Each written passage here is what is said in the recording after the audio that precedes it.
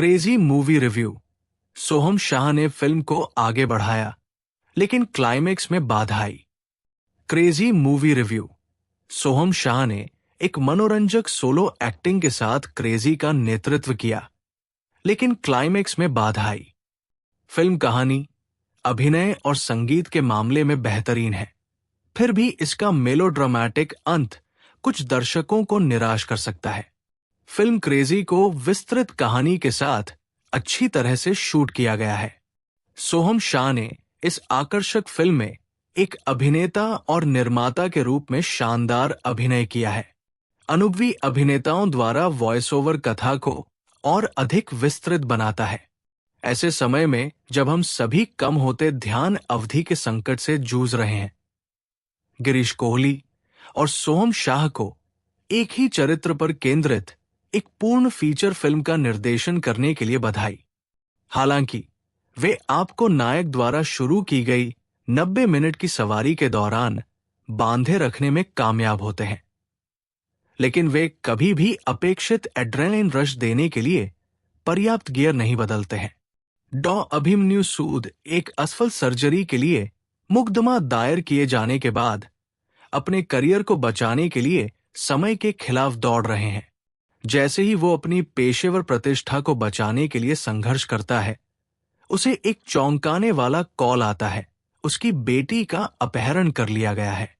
टॉयस्ट, उसने उसे सालों पहले छोड़ दिया था। शर्मिंदा और डाउन सिंड्रोम वाले बच्चे की जिम्मेदारी लेने के लिए तैयार नहीं था। अपनी अलग हो चुकी पत्नी की तरह वो शुरू में फिरौती के कॉल को एक शरारत के रूप में खारिज कर देता है। हालांकि जैसे जैसे स्थिति बढ़ती है और अपहरण से जुड़ा एक पुराना संबंध सामने आने लगता है, वो अपनी बेटी को बचाने के लिए तेजी से निकल पड़ता है।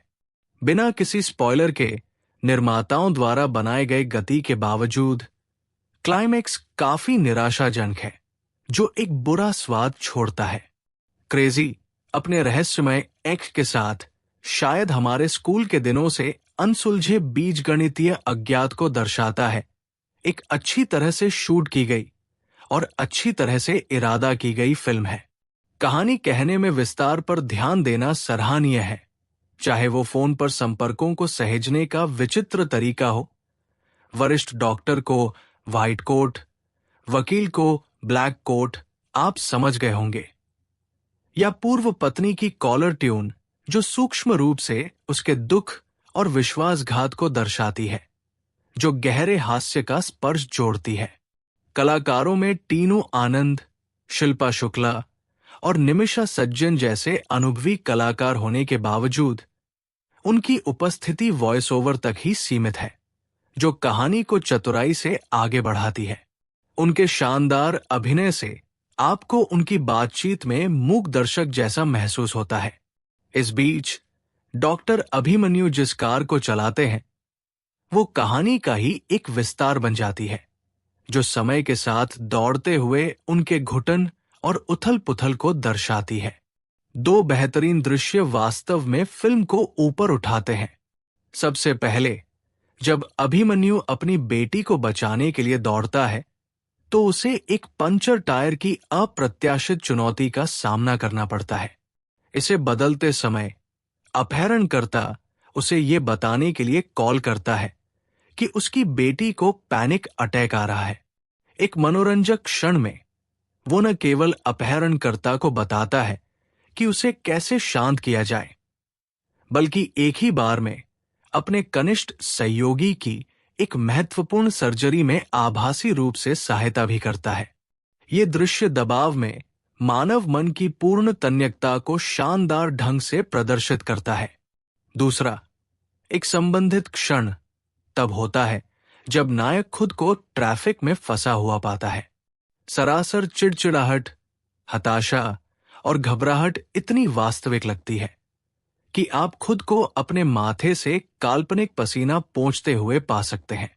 तुम्बाड़ के बाद सोहम शाह एक बार फिर अपनी योग्यता साबित करते हैं, न केवल एक अभिनेता के रूप में, बल्कि एक निर्माता के रूप में भी।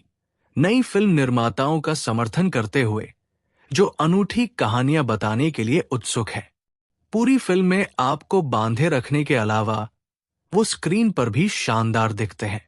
निर्माताओं ने संगीत के अपने चयन के लिए अतिरिक्त ब्राउनी पॉइंट अर्जित किए हैं, जिसमें किशोर कुमार के अभिमन्यु चक्रव्यूह में फंस गया है के साथ कल्लू मामा जैसे पुराने क्लासिक्स को सहजता से मिलाकर फिल्म के नाटक और मूड को बढ़ाया गया है। सिनेमाघरों में फिल्में देखने के मामले में दर्शक कितने चुनिंदा हो गए हैं। इसे देखते हुए क्रेजी को भीड़ खींचने में मुश्किल हो सकती है। हालांकि अगर आप इसके थोड़े बहुत मेलोड्रामेटिक अंत को नजरअंदाज कर दें, तो ये एक त्वरित और मनोरंजक फिल्म बन जाती है।